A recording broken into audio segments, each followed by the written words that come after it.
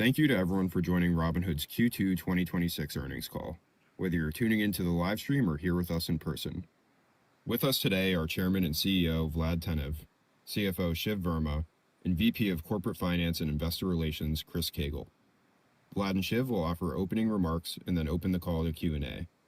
During the Q&A portion of the call, we will answer questions from the audience, which includes institutional research analysts, finance content creators who may hold an ownership position in Robinhood, and both institutional and retail shareholders. As a reminder, today's call will contain forward-looking statements. Actual results could differ materially from our current expectations, and we may not provide updates unless legally required. Potential risk factors that could cause differences, including regulatory developments that we continue to monitor, are described in the press release we issued today, the earnings presentation, and our SEC filings, all of which can be found at investors.robinhood.com. Today's discussion will also include non-GAAP financial measures. Reconciliations to the GAAP measures we consider most directly comparable can be found in the earnings presentation. With that, please welcome Vlad and Shiv.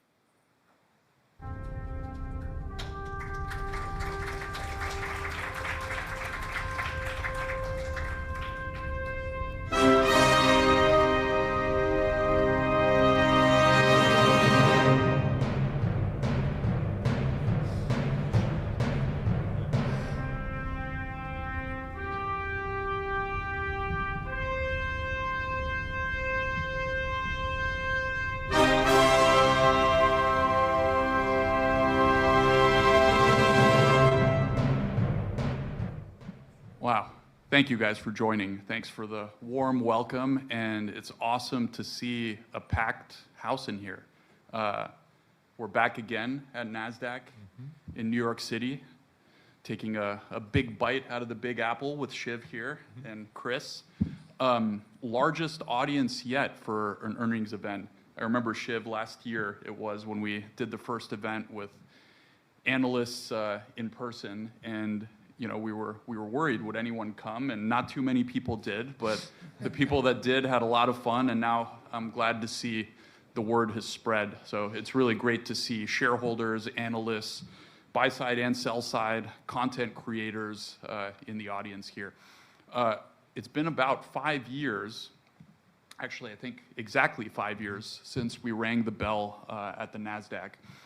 And in that time, we've really accomplished significant growth, and we've delivered for our customers. In that time period, since IPO, total platform assets have quadrupled, and adjusted EBITDA has more than 8x'd. But one thing hasn't changed: why we exist. Robinhood exists to make everyone an owner. And I think that's a unique vision. I don't think a lot of companies are going after it. It's a powerful vision, not just for each individual customer, but I think also for society at large.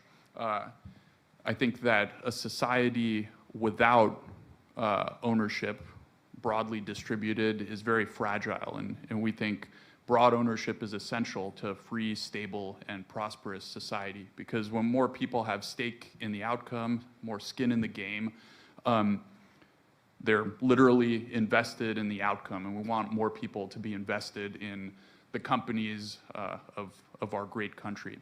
And I think we've just scratched the surface for what we can do there.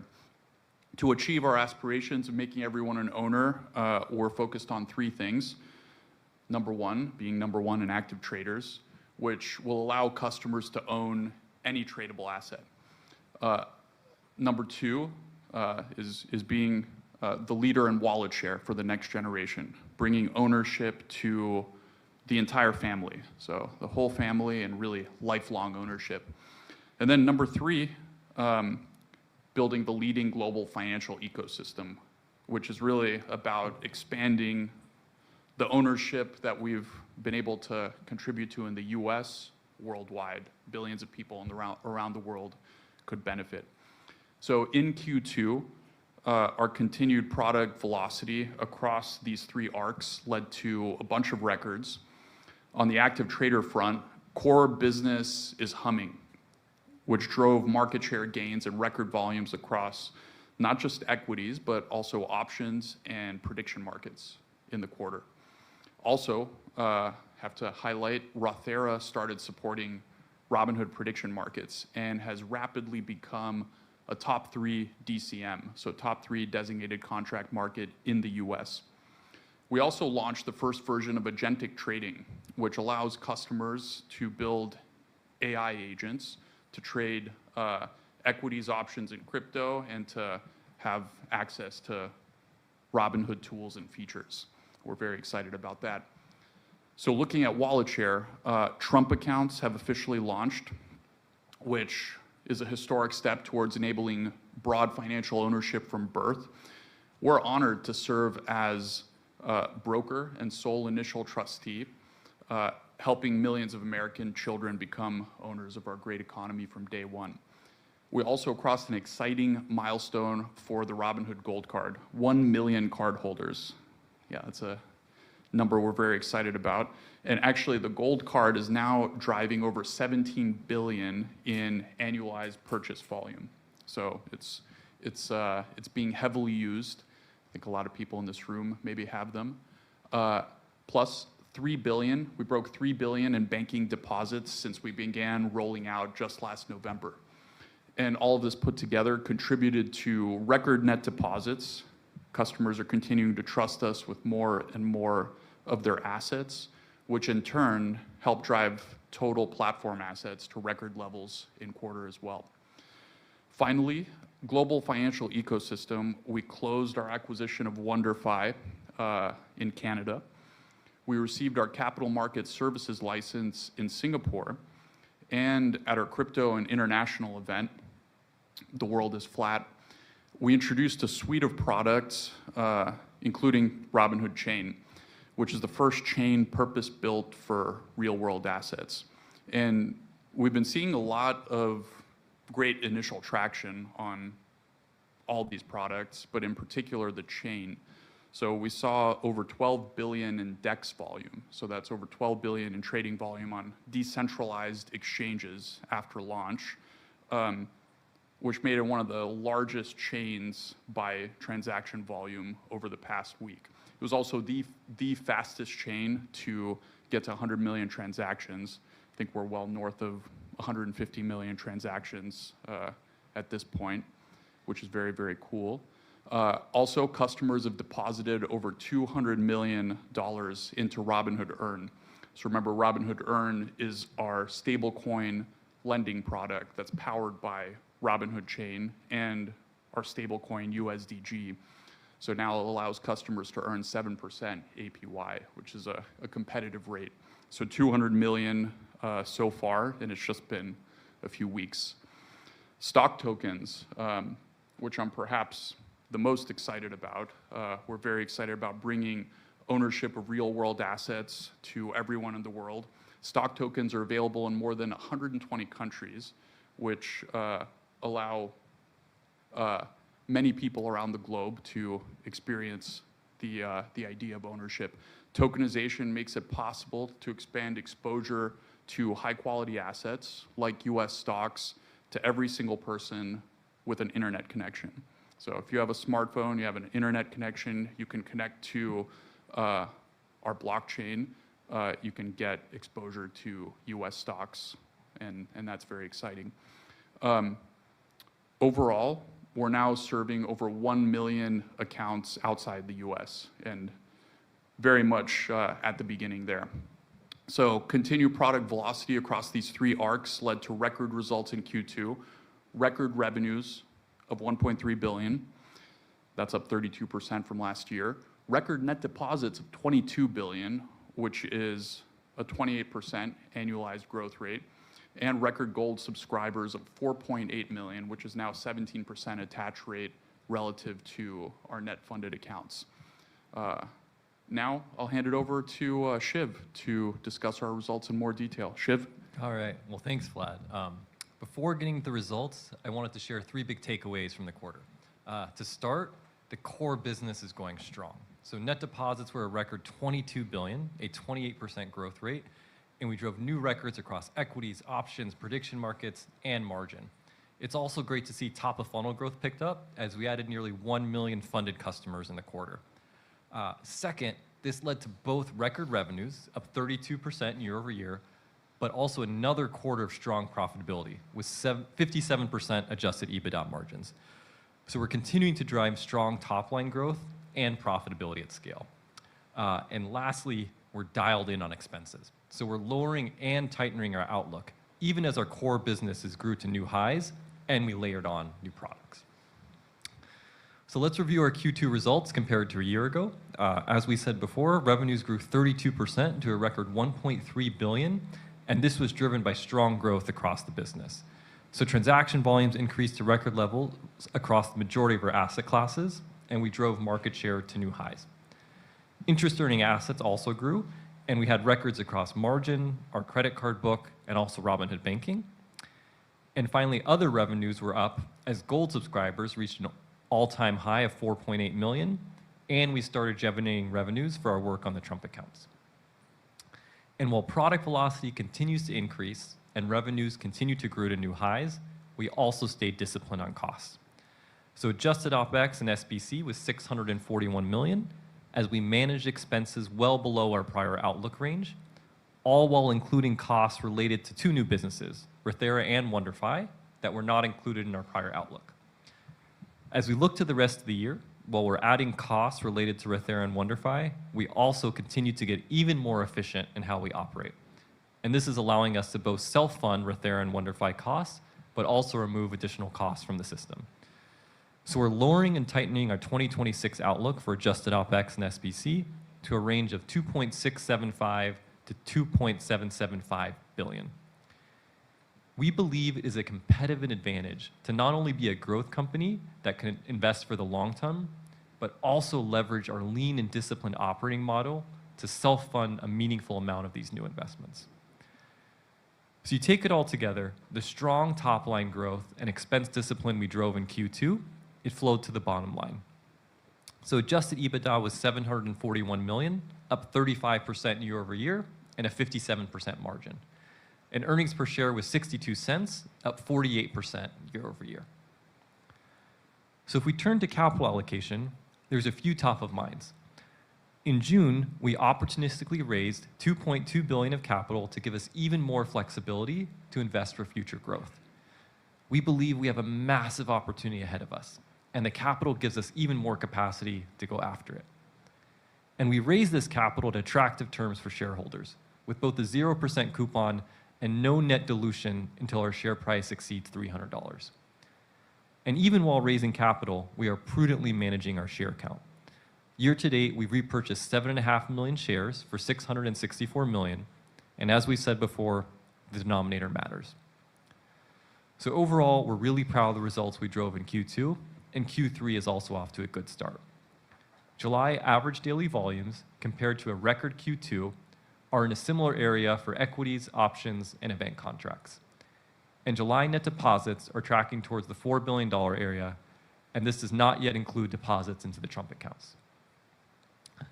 So stepping back, we feel great about all the products we're shipping and the growth that we're driving. But we've also heard from some investors that it can be difficult to know which growth areas to focus on. So I wanted to share 3 areas that we think are important for measuring progress and success on our long-term vision. First, net deposits. Customers continue to trust us with their hard-earned deposits at over 20% growth rates. As we drive strong net deposit growth, assets compound, and this leads to strong business growth. Second, Rule of 40.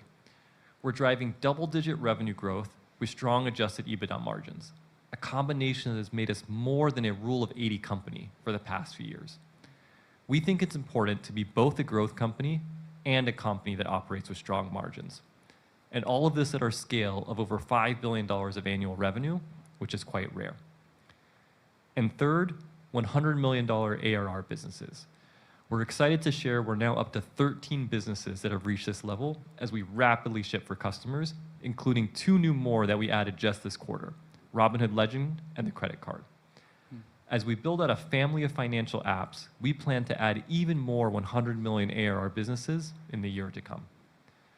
So if we keep making progress on these areas quarter after quarter, year after year, the financial results should follow and take care of themselves.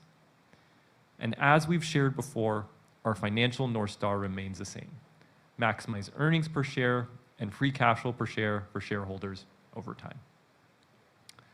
So before we move to Q&A, I'm actually going to turn it back over to Vlad to show us a few of these great products that we've recently built. Vlad? Thanks, Shiv. I want to try something a little bit different, if I may. So a lot of you are probably familiar with our main app, but over the past few years, we've really expanded from a single trading app to a broader system.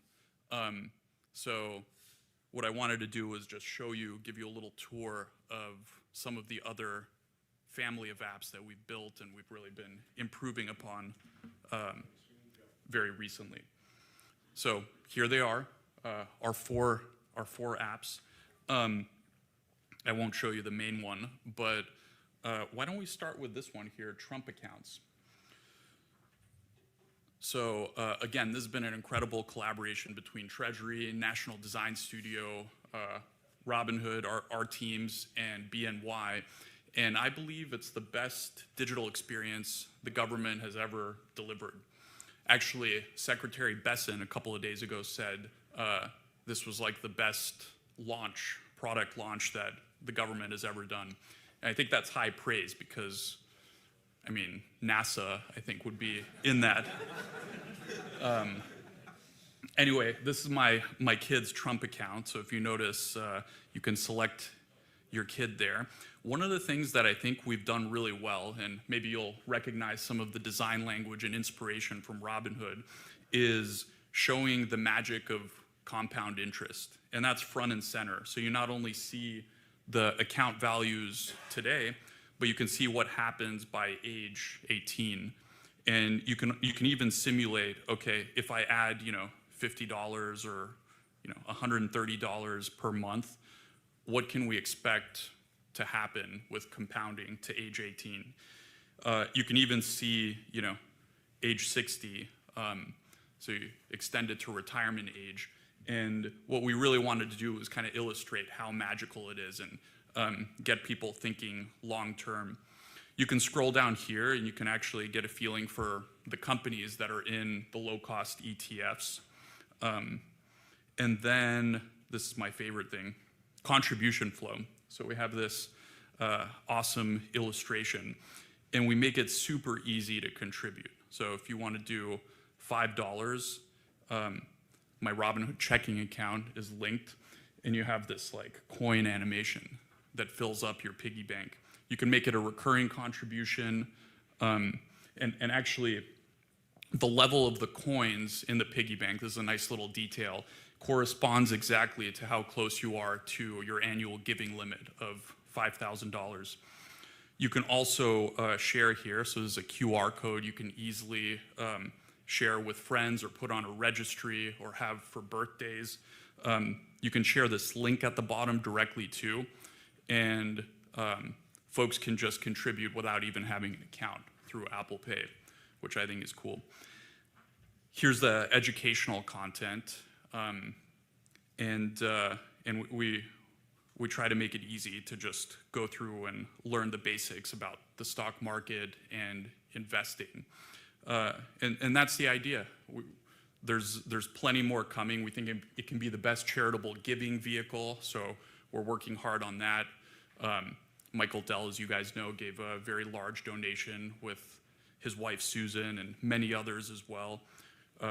We're working to make it easy for employers to donate. So there's a $2,500 tax-free employer limit per year, which Robinhood is participating in. And so if you guys don't have it, I definitely recommend picking it up and getting it for your children or grandchildren. And you should expect that it just continues to get better and better. So that's the Trump Accounts app. And again, great collaboration between Treasury, National Design Studio, BNY, and our team. Let's take a look at the banking app. That's the second one up here. We believe we're building the best digital banking experience in the market. You can get a sense of like the premium Art Deco feel. And we wanted to build a banking experience with no compromises. So usually other neobanks have sacrifices that you have to make from the experience being purely digital. But we want it to be a true private banking product. One of the things people love about it most is your APY. So we've now made it so that you can earn high APYs on both checking and savings just by setting up direct deposit and being a gold subscriber. So no minimums. And people really love not having to think too hard and concentrate on moving their funds back and forth to make sure the bulk of their money is earning the highest yield. So we just give you 3.5% automatically on every account. And customers love it. So far, about 40% of customers are signed up for direct deposit, which is a great attach rate. You can also see down here, we've got the rewards menu, which we've done a redesign to make it easier to get into. So 3% cash back, you can see you can upgrade to the gold card, and we have all sorts of other reward redemptions.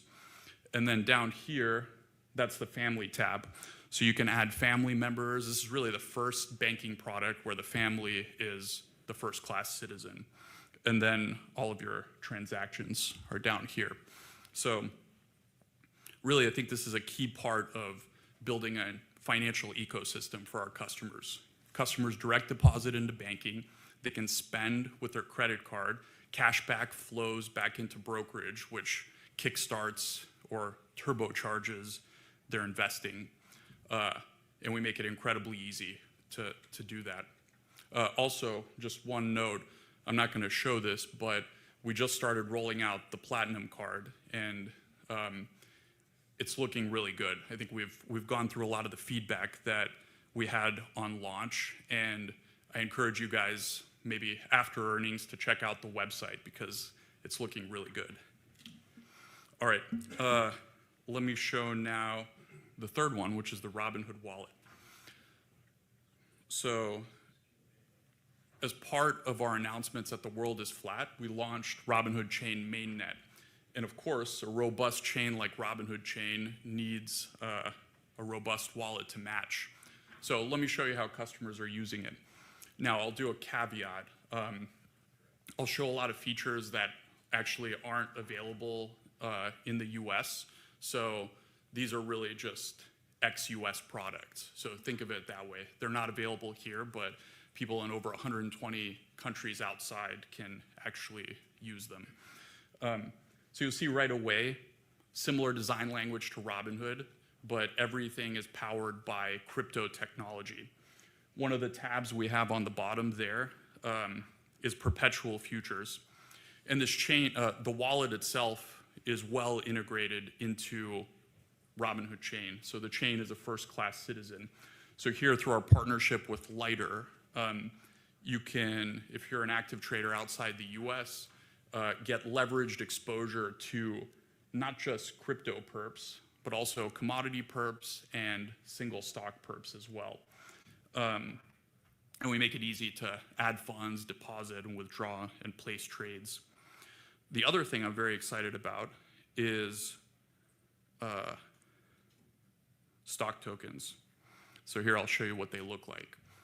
This is NVIDIA. So if you're a customer outside the US, you can get exposure to NVIDIA through stock tokens. And they have certain advantages over traditional stocks even.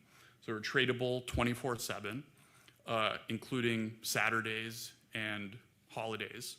And you can even send it on chain. You can see the address. You can receive just like you would any crypto. And this makes it really easy to expand ownership worldwide. All you need is an internet connection and to be connected to the blockchain. And looking ahead, we're going to continue to push on this. We're working on adding lots more stocks and really pushing on tokenization of other real-world assets. We have a lot of momentum here, so a lot to do. And there's plenty of other products in the pipeline. So we have our third annual Hood Summit in a couple months.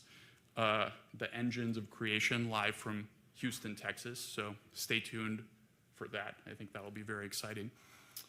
With that, Chris, unless you want me to show more apps, we can go to Q&A. Thank you very much, Vlad and Shiv. For the Q&A session, we're going to start by answering shareholder questions from Say Technologies. And after the Say questions, we'll turn to live questions from our audience and then go to the dial-in participants. So I'm going to kick it off with our first question from Say, who should be joining us live.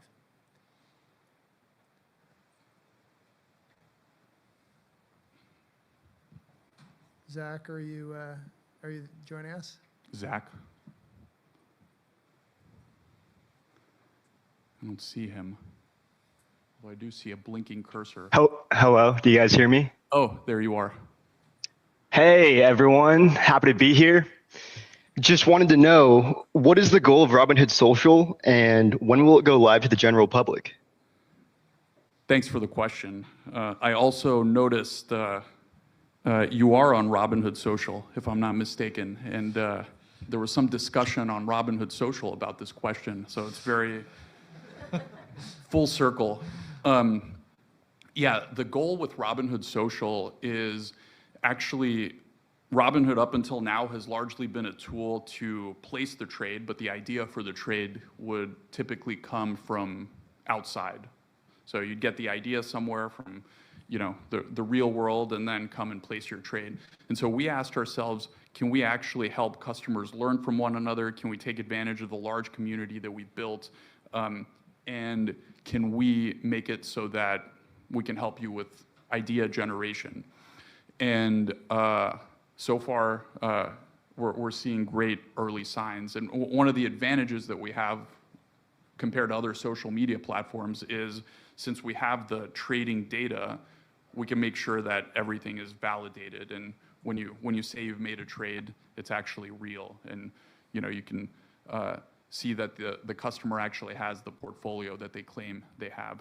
So we're adding more and more features. The goal is to get it out to everyone by the end of the quarter.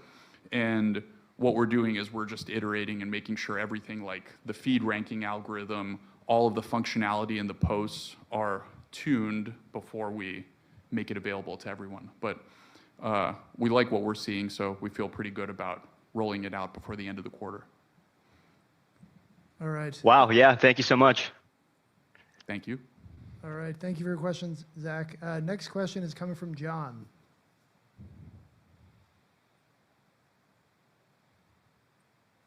Hey, John. Hey guys, hey Shiv and Vlad, thanks for taking my question.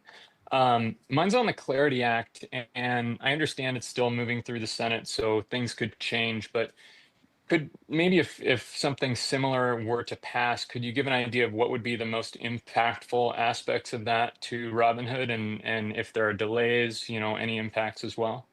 Yeah, totally. I'll field that one.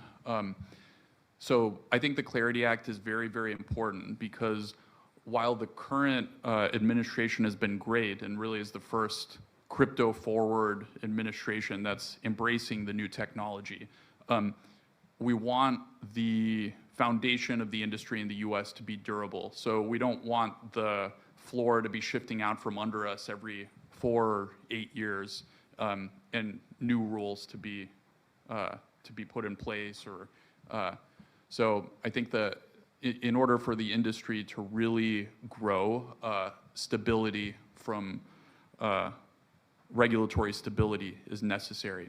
And that happens through legislation. So we saw that with Genius. I think Clarity takes it one step further. And in particular, one of the things that we've been pushing hard on, as you saw earlier, is tokenization. We've been investing in our tokenized offerings. We think that's going to be a big industry. We're pushing that outside the US. You see some of the advantages already just in the past year, from like V1 of our tokenized products to V2. It's like now fully on chain. Now it's 24/7 trading. It's like you can send and receive fractionalization by default. So there's lots of advantages. And we think it would be a shame if the US didn't get to benefit from all those advantages. So we're excited about that, all of the aspects of it. And we think clarity helps take us one step further. But also, we're not standing still.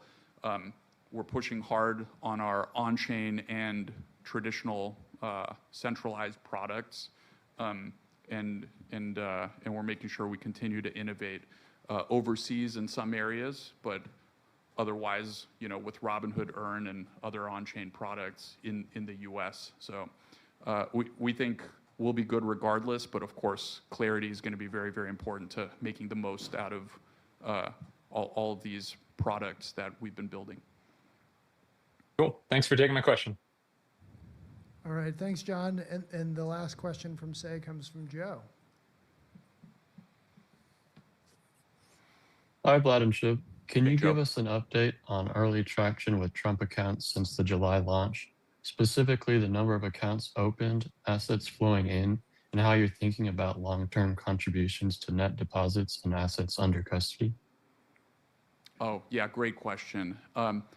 Yeah, we've been very pleased with the progress thus far. So 7 million children have signed up. We've seen over 1.5 billion or nearly 1.5 billion, I should say, is the number of contributions into Trump accounts already. And again, that's before a lot of the philanthropic contributions have started flowing in. So yeah, we think that this is going to get to tens of millions, and we're working aggressively to do that. And obviously, contributions we believe will continue to grow very rapidly from here.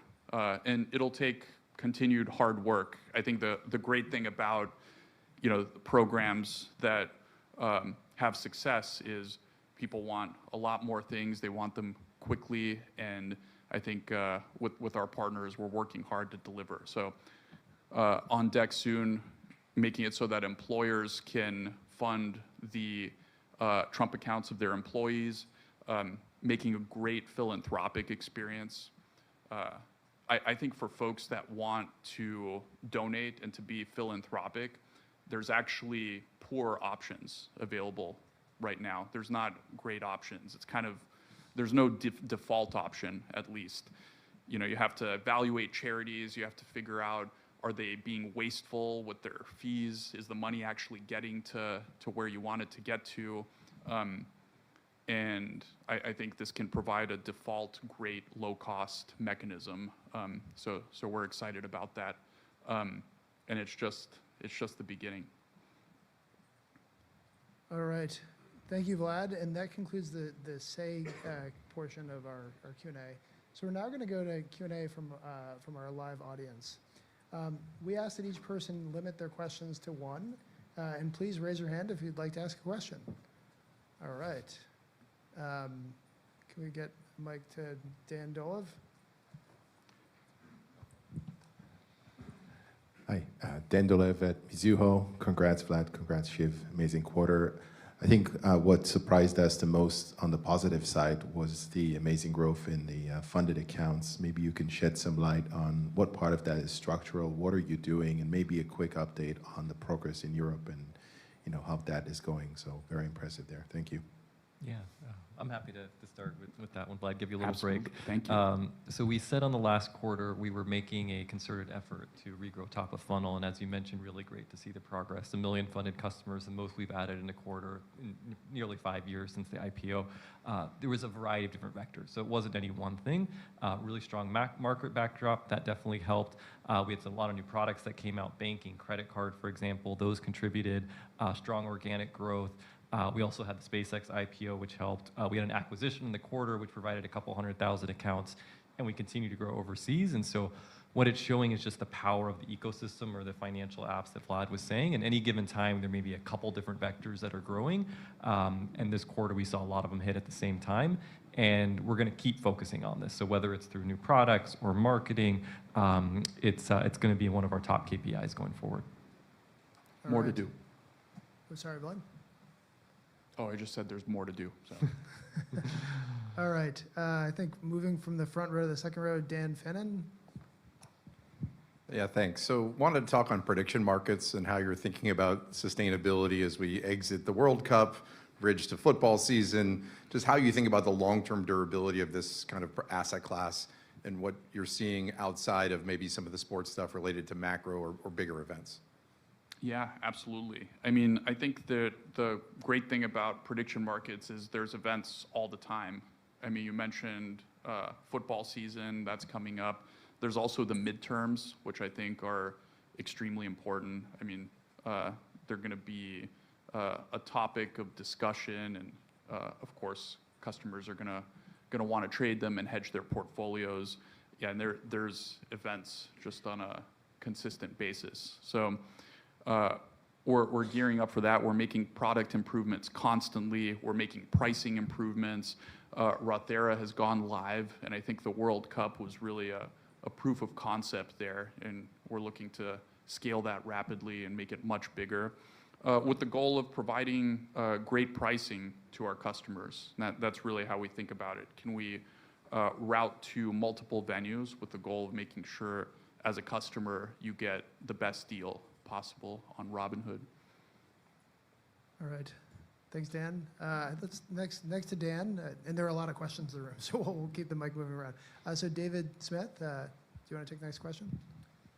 Hey, thank you.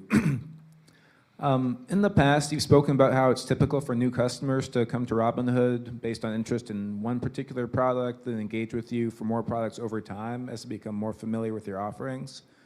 With the really strong prediction market engagement we saw in June and seemingly continuing into July, can you help us get a sense of how much came from existing prediction markets users, existing Robinhood customers who maybe were new to prediction markets, and also from new customers who joined Robinhood in the past month or two to transact with you in this product? Shiv, how do you feel about that one? Yeah, I'm happy to take it. So we've said before, when you come to Robinhood to do one thing, you tend to do more. A couple things we'll point you to. New customers still sign up for gold about 40 to 50%. So customers come in, their journey is they come for something: equities, options, prediction markets, crypto, banking. They discover gold, then they discover other products. What we're seeing is, regardless of what product you come in for, you tend to sign up for gold and you tend to adopt others. So one thing we looked at, if you're a prediction markets customer, for example, you're actually more likely to have a retirement account with Robinhood. And so any vector you come in, whether it's banking, prediction markets, credit card, you tend to adopt others. And so I'd say it's just one of them that we saw were strong in the quarter. Banking was really strong. That's been a really nice new vector that's been coming in. Credit card as well. We said we have over 1 million customers there. Q1 and Q2, you still have a little bit of retirement season, so you saw some people come in from there. And then whether there's new events in the prediction market, such as the World Cup or the midterms coming in, they come there. The last number we shared was we had about 1.5 million people that have used the prediction markets. That number is now closer to 2 million, so continue to grow nicely there. But I think the main takeaway is it's across all of the different products, and people are coming in and adopting multiple products at the same time. Yeah, on the marketing side, we continue to see strong ROIs, and it's diversified. So strong ROIs on prediction markets, but also gold and some of the active trader offerings as well. And I think we're in the fortunate position of having it be working really, really well across multiple fronts. All right. Thank you. Next question, maybe Devin Ryan back in the front row. Thanks so much, Devin Ryan, Citizens. Hey, Vlad. Hey, Shiv. Question, Vlad, you mentioned version 1 of Agentic, and obviously is still fairly new, but can you talk about like what you're learning with customers that are using that? How is their investment performance? Is there anything else interesting that you're seeing with their behaviors? And then how does that then map to version 2.0? I know you guys are very focused on bringing these capabilities to all of your customers, and that's probably where this becomes a much bigger deal for Robinhood. So how do we think about mapping that out and what that will look like and when? Thanks.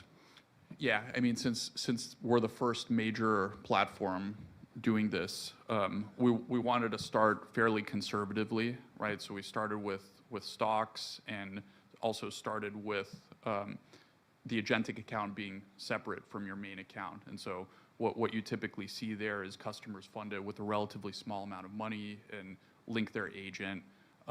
Of course, we've expanded it since then, so now options are tradable with Agentic as well. And we've seen customers do really interesting things, like they can put together really complex and sophisticated strategies Crypto is coming soon as well, and we're going to expand the toolkit to cover as much as possible from the entire Robinhood ecosystem. We've had over 100,000 people actually integrate and open up agentic accounts, which has been very cool. Yeah, the AUM in agentic, or the trading volumes, have also been growing, and that's been good to see. If in terms of friction, I think one piece of friction has been that not everyone loves, surprisingly, going to a Codex or a Claude Code and kind of stitching together these two apps. You have to have quite a bit of sophistication in order to do that. So we're thinking, how can we make that even easier? And also, in many cases, the models themselves aren't familiar with being used for trading. So sometimes they'll fight you and they'll say, well, I don't know, I don't really want to trade. And you kind of have to work hard to get it to do what you want to do. And yeah, we're hard at work addressing both of those things and other things.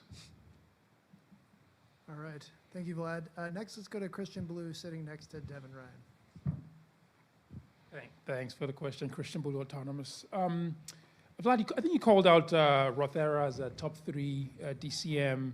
So I'm just trying to think through longer term how your vision around having a DCM, having retail distribution. Is there a possibility here that you could further build that out, whether it's perps or traditional futures, to take on maybe the top 2 DCMs out there? Yeah. I mean, obviously, we're top 3 after 1 month, but the goal would be to keep growing that, right? We're not satisfied just with where we are after just a couple of months.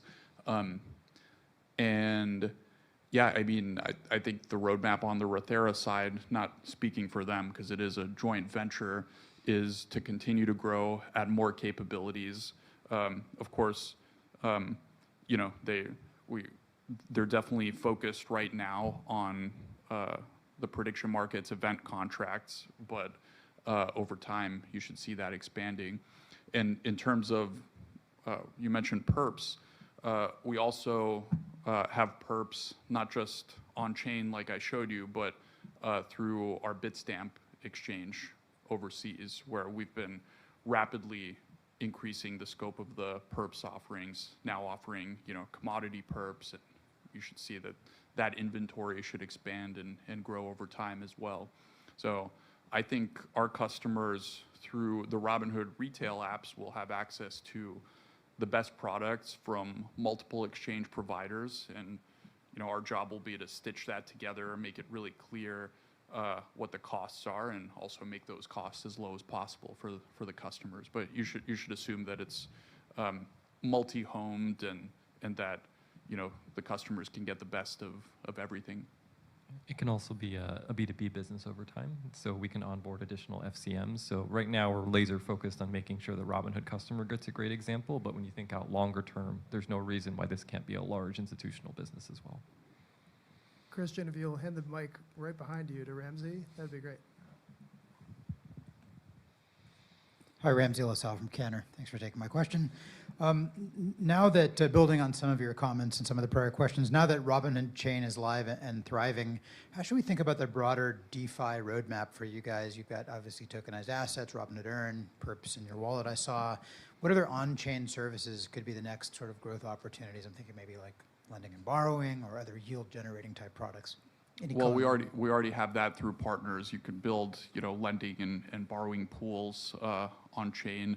People have started building really interesting stuff. I think one of the really cool things about seeing so much volume, again, fastest chain to 100 million transactions, is a lot of other chains have to do a lot of work to get third parties to integrate. I mean, we were fortunate to get pretty much all the major wallets and protocols to integrate with us over the past couple of weeks because they saw the volume. And then that in turn, when you're a developer thinking about what chain to build for first, you're seeing all this momentum, seeing all the wallets, and we've gotten a lot of developer activity too. and we've been among the top chains in terms of developer activity. And yeah, some of the interesting things are developers building things that compose with the real world assets, the RWAs. So all kinds of things that utilize the stock tokens in interesting ways, in ways that we haven't thought of. And our roadmap will be, of course, making the infrastructure better and better, making the APIs cleaner. The block speed and block times are quite good, so it's a great chain for developers, but could continue to get better. And just adding in more RWAs, more stock tokens, expanding to all kinds of other asset classes as well, which we're already hard at work on. And we think that the unique thing is us supplying the RWAs as a key primitive of the chain, making sure those work really well, and then seeing what other developers can do to compose them. All right. Thank you, Vlad. All right, so Ramsey, right behind you, James Yarrow has his hand up. James Yarrow, Goldman Sachs. Thanks for taking the question. I wanted to touch a little bit more on perps in the U.S. What's the appetite to add them in the U.S. brokerage? What are the hurdles to rolling them out? And I guess, are you looking to roll them out in the near term, CFTC approval permitting? Yeah. So as you can imagine, we've been in conversations with CFTC, and they've been constructive. And yeah, we are making progress. So I don't have specific things to share, but I think we feel really good about our customers having a great perps experience. And we already have it in Europe, so the work is not a large amount of work. All right, thanks. James, can you pass the mic immediately to your left? And this is a Hi, I'm fun game Daniel. of checkers we're playing. Are there plans to add support for foreign stocks? Right now, investors have to buy ETFs to get exposure to certain foreign companies. Yes. In short, yes. Obviously, it's on our roadmap. And over time, you should expect that as a Robinhood customer, you have, we not only want to give US stocks to customers all over the world, but we want to give foreign stocks to customers all over the world, including to the US. So we're going to build out a marketplace and a real, I think our common infrastructure could be a real asset there. Yeah, unfortunately, it's not one of those things I can just snap my fingers and we're connected everywhere, even though I try. But yeah, it's definitely top of mind for us. Yeah, and it's great to see customers always, the active traders always want more things, so we're always busy, and we love that. All right. If you could pass the mic to your right and back one row. All right, thank you. Hey Vlad, hey Shiv. John from Artemis. Congrats on launching Robinhood Chain, 15 billion of monthly trading volume, 2+ million of monthly transacting users, I think close to 500 million of stablecoin supply. Yeah. What could go right with Robinhood Chain? Because you could offer the opportunity of having the Robinhood app to everyone globally. Like, what could go right? I think a lot could go right. And thank you, by the way. I've been enjoying your content and your analysis. Thank you. Yeah, on X, it's been really good. Yeah, I mean, I think that we built Robinhood Chain to be purpose-built for real-world assets. I should clarify, I like memes as well. I'm like, yeah, you know, they always get a little upset at me. You know, Robinhood was one of the original, I mean, we kind of created this market in so many ways. So whatever it is you want to build, Robinhood Chain can be the permissionless home for that. Our unique contribution is the real world assets. And I think we're doing really the difficult work on the liquidity side, on the regulatory side, to make sure we safely bring all of these assets on chain and make them useful. So we started with a first set of stock tokens. We're going to grow that over time, make them fully DeFi enabled. And then we're already hard at work thinking about other types of real world assets that we can add. And I think you're already starting to see some of the activities. Developers are doing really interesting things that I hadn't thought of. And yeah, I think our job is to give them better and better tools to do it. And I think the enthusiasm has been great, but there's obviously much more to do. And we're never mistaking and confusing enthusiasm with complacency. So we know that we just got to keep building and making sure that it's the most useful chain for developers and all of our traders. All right, thanks, John. Can you pass the mic a couple of rows up to Craig? Thank you. Hi, Craig Moore with FD Partners. If I could just ask a question about the quarter. You had a disclosure in the deck showing that you're trending toward roughly $4 billion in net deposits. That's down quite a bit from June, and it's the lowest of the year. So I was wondering if there's any commentary around that, and does it have anything to do with, well, I was also want to ask about the health of investors considering the drawdown in semis and what's been happening in the market. Thanks. Yeah, I'm happy to take that one. So our goal, as we've said, is 20% on an annualized basis. I don't look at any particular quarter and month. There will be things that change from time to time. If you look at year to date, including July, we're still well north of that 20%. As you mentioned, we had a really strong Q2. Great to see the engagement. It will fluctuate from time to time, but I don't read anything into it. Net deposits have a variety of factors. It's what's going on in the macro. It's when do we launch new products. There is some seasonality. Summer tends to be a little bit slower. What promotions were going on. And so what we're focused on is, can we keep delivering for customers? Can we keep doing these new products? And then over the fullness of a year or even longer, we should be growing at about 20%. And everything we're seeing is that still happening. In terms of the health of the customer, very healthy engagement. And so our customers tend to be techno-optimists. They tend to be younger. They tend to believe. And so they use some of these drawdowns as ways to buy. And so on down days or down months, we tend to see really strong net buying. That's what we saw in Q2, and we're continuing to see that. As I shared July, the average daily volumes are very similar to the Q2 average. So continuing to see strong net deposits there. And everything else that we're seeing is the health of the customer is very strong. Yeah, and I'd say we have some good long-term tailwinds to that growth. So it's not just, the short-term things like promos and the macro, but we're building more durable engines of net deposit growth. I think banking has been a great success thus far, and it's still early. It's not yet fully integrated into the main app or the ecosystem. So I think we have more room there. Advisor network. I think that's the beginning of what could be a really, really strong RIA integration. And as you probably know, the RIA channel is a good, durable, consistent source of net deposits. We've been seeing good growth from multiple brokerage accounts.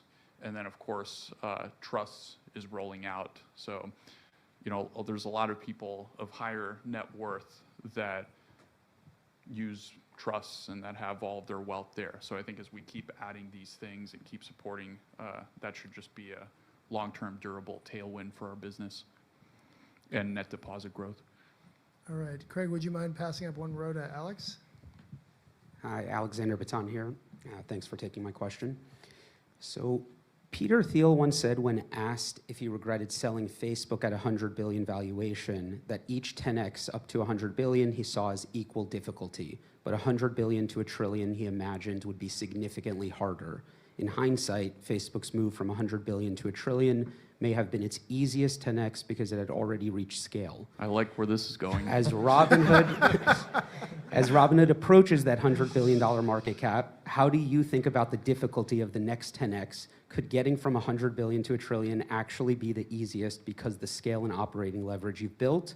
What will it take for Robinhood to surpass market caps of legacy financial institutions? And do you see AI supercharging your global domination plans?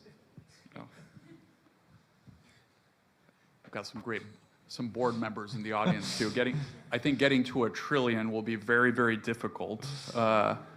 I don't think a financial company has ever hit $1 trillion market cap, but I think it can be done. As you mentioned, there's a lot of new things that are changing rapidly that I think we're on the forefront of. So it's not just growing our brokerage business and expanding it internationally, but it's also agentic finance, and can we build great tools for agents, and can we see a world where that just a lot of the activity, if not the majority, goes in that direction. You know, we're building for that.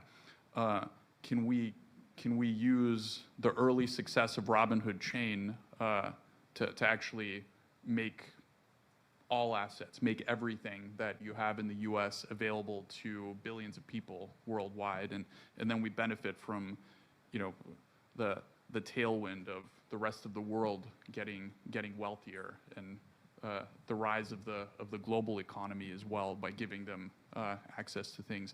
Private markets, I'm very excited about, and you know, we've seen Robinhood Ventures Fund 1 and now Robinhood Ventures Fund 2, which is beginning the roadshow. So we have the prospectus live. That one focused on early stage. And the goal really with Robinhood Ventures is for us to be there for individual investors to have exposure to companies at the earliest possible stages, but really across the entire life cycle, including early stage. Yeah, and so I think putting all these things together, I see multiple axes that the company could 10x, and I think we're going to pursue all of them. Yeah, you know, we don't comment on the stock price specifically, but if what we've said before is we believe we can 10x the business over the next 10 years, and that's through a lot of the vectors Vlad shared. When you look at assets are the greatest predictor of what's going to happen in financial performance. We're super excited. We're nearly 400 billion today.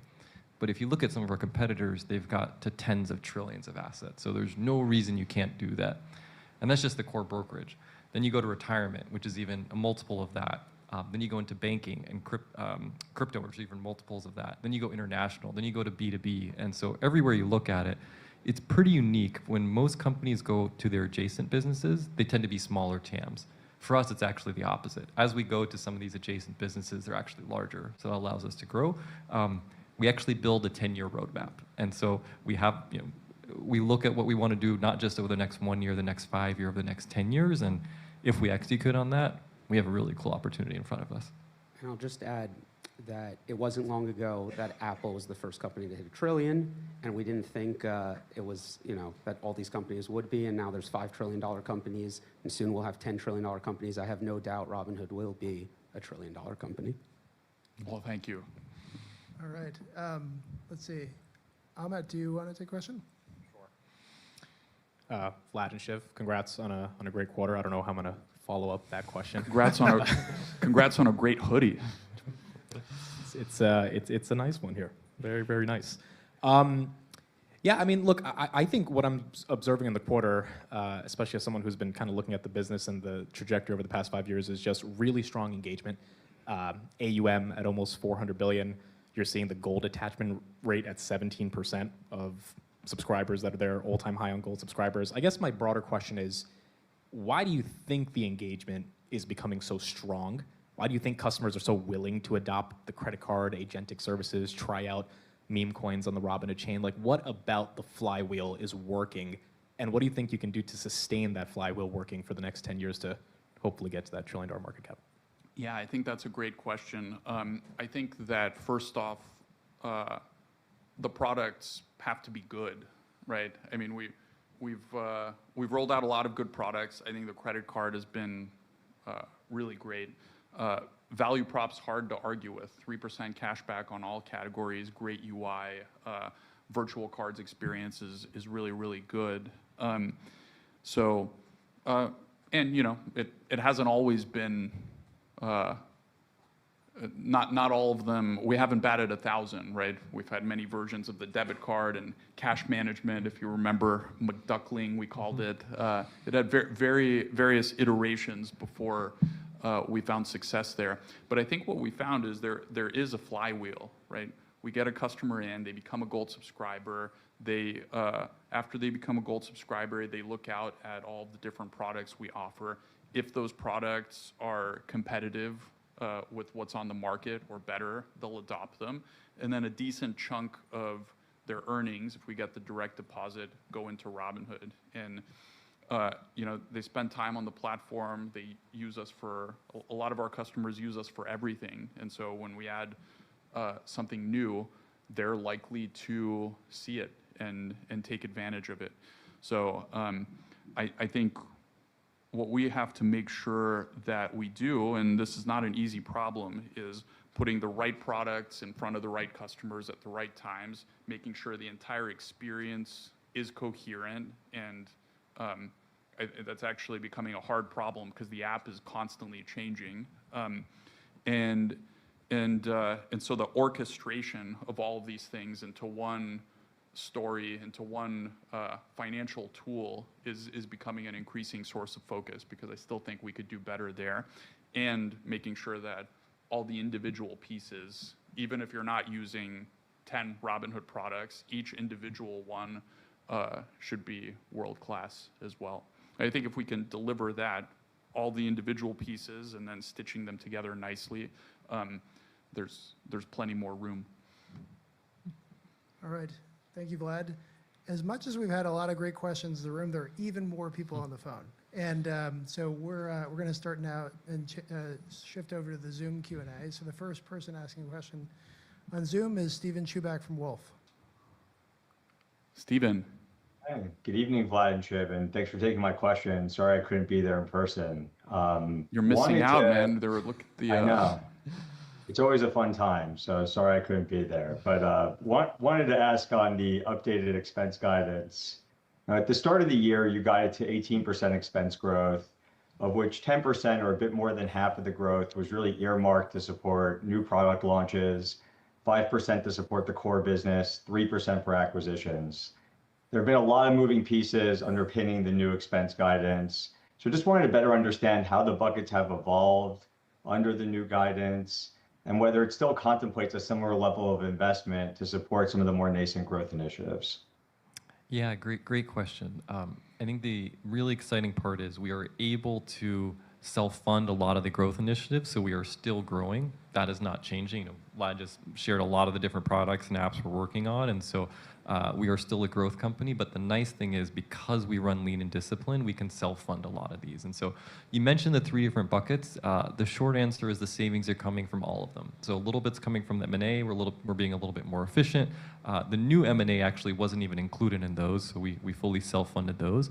On the core business, the teams are really working hard to make sure they're delivering fast, but also doing it efficiently. So we had some savings there. And then in the new seeds, not only are we making sure that we invested what we started the year, but we've actually added some even relative to where we started. But we put it all together. We're halfway through the year. We're trending well. Our lean and disciplined nature is showing through, so we thought it was the right time to do it. But I think the takeaway is we are still growing, but we're just able to do it more efficiently, and so now is the right time to lower our outlook. All right. Thank you, Shiv. The next question is from Craig Siegenthaler at Bank of America. Vlad, Shiv, hope you guys are doing well. And Chris, nice job on emceeing this event. He's a star. Thank you, Craig. Robinhood just received the MAS license in Singapore, so congrats on that. I think you also have 2 small brokerages that are live in Indonesia. So, the question is, where are you in the product rollout in Asia? What will the rollout look like relative to the U.S. offering? And also, what countries can you passport into from Singapore? Yeah, and again, just to clarify, this is for our centralized offerings. Now that we have the chain and all of the DeFi offerings, we're live in a lot of countries with that. But for the centralized brokerage offerings, we did get the approval in Singapore. We are working hard to bring everything that we possibly can within, obviously, what's permissible by regulators over at MAS over there.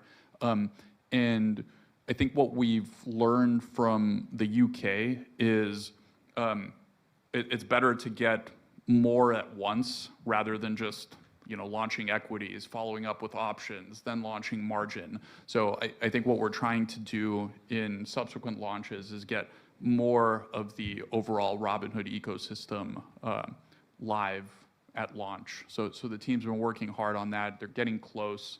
And I think that's generally the strategy you should expect us to take in other regions.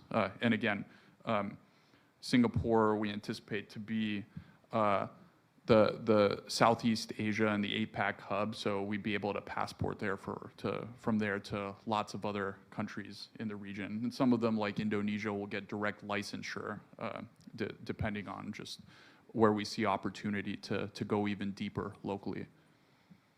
All right, thank you, Vlad. The next question is from Alex Markgraf from KeyBank. Hey guys, thanks for taking the question. Maybe one for both Vlad and Shiv on Robinhood Chain and the DeFi product expansion. I'm curious how you think, Vlad, about how the effort to engage with customers and the touch points change in DeFi products. Does it sort of force you to reevaluate how you interact with customers and capture the minds and wallets of customers? And then Shiv, just on a related note, would be curious if there's anything you can share from a monetization standpoint on how we should be thinking about those relationships versus the sort of CeFi relationships that exist today. Thanks. I guess I'll start with how to engage with the customers.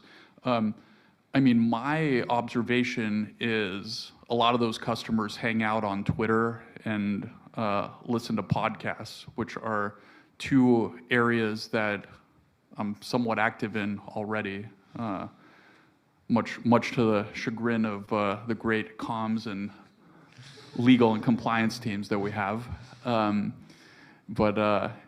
Yeah, so I don't really see a problem. But we're always looking out for more. I'm not so active on TikTok. I don't really. Maybe I'm too old. Maybe I'm too boomerish for that. But if I have to, I'll do it. You know. No, it's been fun. I'll do the little dances or what are they? Yeah, sure. The engagement, as Vlad said, it's actually coming from developers themselves. So when you build a great product, people have to find it. That's one of the beauty of Robinhood. If we launch a great product, just given our scale and distribution, they tend to do well. And then this has just been another example, whether it's DeFi or permissionless or centralized. On the monetization piece, per transaction, we make a few basis points. Not per volume, it's per transaction. Now, it varies depending on the size of the transaction, but just think about it as a few basis points on average. And then we do share, approximately half of it with Arbitrum, who's the level 2 that we built on top of. And so when we starts to get larger and it goes through a couple quarters, we'll break it down more specifically. But think of it as a few basis points on transactions, than a 50-50 a rev share. All right. Thank you, Vlad and Shiv. And we'll see some of those dances later, Vlad. So the next question comes from Brian Bedell at Deutsche Bank. Great. Thanks. Good evening, Vlad and Shiv. How are you? Doing well. Excellent. My question's on Rothera, and with specifically the company financial KPI contracts with SIBO, filing with the SEC to launch these potentially in the near term. What's the interest in Rothera launching these, in the near term? And then also just in terms of migrating more of the event contracts at Hood now to Rothera, such as NFL, how are you thinking about that game plan for the rest of the year? Yeah. So on the CBOE financial KPI contracts. So my understanding is those are under the securities-based regime. So I don't know if Rothera would be launching those right now, but obviously, Robinhood is able to connect to a wide variety of counterparties. We have a brokerage business. We also have our FCM business, and of course, Rothera is, a great joint venture that we have with SIG. So that doesn't necessarily mean that we're not going to make all of these products available to customers. I think the products in general are useful. There's interest, and so we always evaluate opportunities for adding new things to the platform.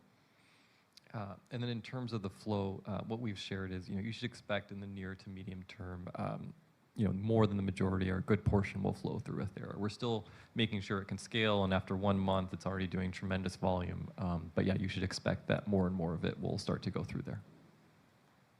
All right, thank you. The next question is from Patrick Moley at Piper Sandler. Yes. Hi, guys. Thanks for taking the question. Vlad, I just wanted to follow up on your earlier answer to James's question on perps. I'm just a little confused why you all are not being more aggressive with launching perps in the US. I think a little over a year ago, you submitted a comment letter supporting, CFTC allowing perps in the US. They've opened the door now on a number of products. You have a few of your competitors who are either live or they're moving in that direction. And what they're really trying to do is become more of a multi-asset class platform so that they can compete, more closely with you. So could you just elaborate on what the source of hesitation is with perps in the US? Are you worried about leverage? Is this, are you worried about cannibalization of other products, or is this a deliberate choice to let others take a regulatory first mover risk? Thanks. Well, no, I don't think it's any of those things. I think we're in some ways in the fortunate position of having lots of great products that we see huge opportunity in, right? And so the roadmap, just a couple of weeks ago, we launched 13 new products that we're in the process of rolling out. And as Shiv mentioned, we had 2 new businesses just in the past quarter get to 100 million ARR or more, and we see a lot more coming. And we have perps live in overseas as well, both through our DeFi offerings and through centralized. So I wouldn't take that to mean that we don't like perps. In fact, we like them quite a bit, and we intend to offer them to our customers. I didn't give you a timeline, but I wouldn't take the absence of a timeline at earnings to mean that we don't intend to be aggressive. I just don't like giving timelines and earnings. That's what our events are for. All right. The next question is from Ben Budish at Barclays. Hey, good evening, and thanks for taking my question. Shiv, I was wondering if you could unpack the July commentary a little bit more. You said ADV was trending similar to Q2. I guess on a product-by-product basis, equities, options, should we assume that that's equities similar to Q2, options similar to Q2? And then any color you could share on the take rate. I know particularly for options, that one bounces around a little bit. Crypto, you didn't include in that commentary. Curious, not to make this a multi-parter, but what drove the fee rate improvement in Q2, and then similarly what you're seeing in Q3. So sorry for squeezing a bunch in there, but yeah, any color there would be helpful. Yeah, happy to, and I'll try to make sure I hit all of them. First, the way you read it was correct. So for July, the ADVs for equities, options, and prediction markets are all in the similar area of Q2. So those are seeing pretty healthy engagement on all of those. In terms of crypto, it's probably a little bit slower than what we saw in Q2, and so it's early in the month, but that's what we're seeing to start. And then for take rates, for July, they're in a similar area to what we saw for the Q2 average. So I would use that as kind of your starting point. For what drove the improvement, take rates are an output metric. There's a lot of different things that go into them. And so, for equities and options, it's mix shift, it's volatility, it's the type of contract. For crypto, it's institutional and it's what tier. So lots of moving pieces, but big picture, July is off to a similar zip code for take rates, and then for most of the asset classes to the Q2 average. All right. Thank you, Shiv. The next question is from Ed Engel at Compass Point. Hey, guys. Thanks for taking my question. We know that you're pretty focused on bringing more of the volumes onto Rothera within prediction markets, but we did see some news reports that you're exploring some partnerships with some other exchanges as well. Just kind of high level here. I mean, do you see any opportunity to kind of improve your economics by partnering with different exchanges, or is the focus more to bring more activity just onto Rothera? It's both. And I think, we're invested in Rothera, and we think that the economics there are great, and we intend to push more flow there. At the same time, we've always been connecting to additional counterparties. We first connected to ForecastX, which is IBKR's DCM. Then we went to Kalshi, then of course Rothera. And so we always are on the lookout for diversifying, making sure our customers have access to multiple options, and we're not reliant on any one individual counterparty. All right, thank you. The next question is from Andrew Hardy at BTIG. Hey, Vlad and Shiv, thanks for taking my question. Sorry I can't be there in person. My wife's due next week, so probably best to be around Congratulations. here. But looking forward to setting up a Trump account very soon. Gotta do it. Just wanted to follow up on the top of funnel question. Vlad, you said earlier there's more to come. Would love to just kind of hear areas you're focusing on for customer acquisition strategy and focus areas, just generally speaking, going forward there.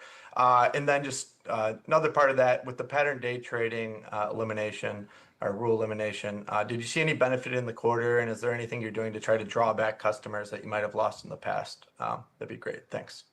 Yeah, maybe I'll hit top of funnel. You can talk PDT. I think there's a lot of improvements to the product, making sure onboarding is really clean, particularly as we get more and more products, and you can sign up for multiple accounts, multiple assets. I think we've been spending a lot of time investing in that, getting customers to share the product with other customers. There's always opportunity there.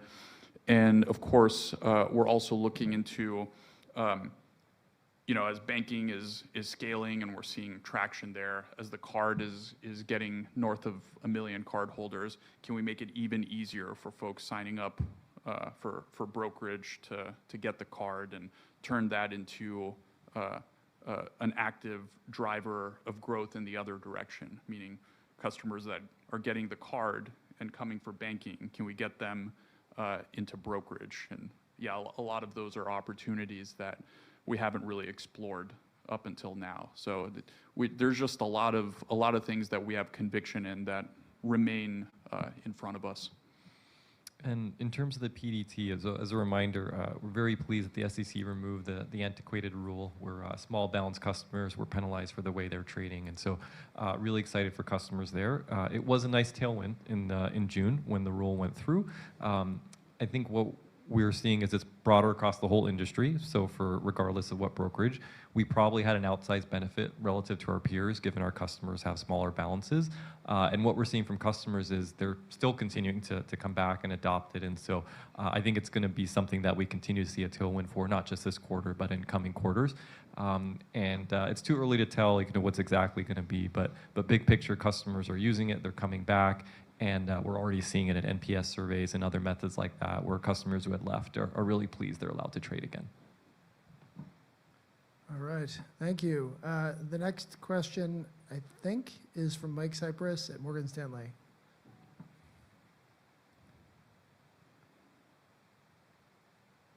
Mike? I think we're just loading and connecting. Oh, sorry. Sorry, I was my mistake. Chris Allen at KBW.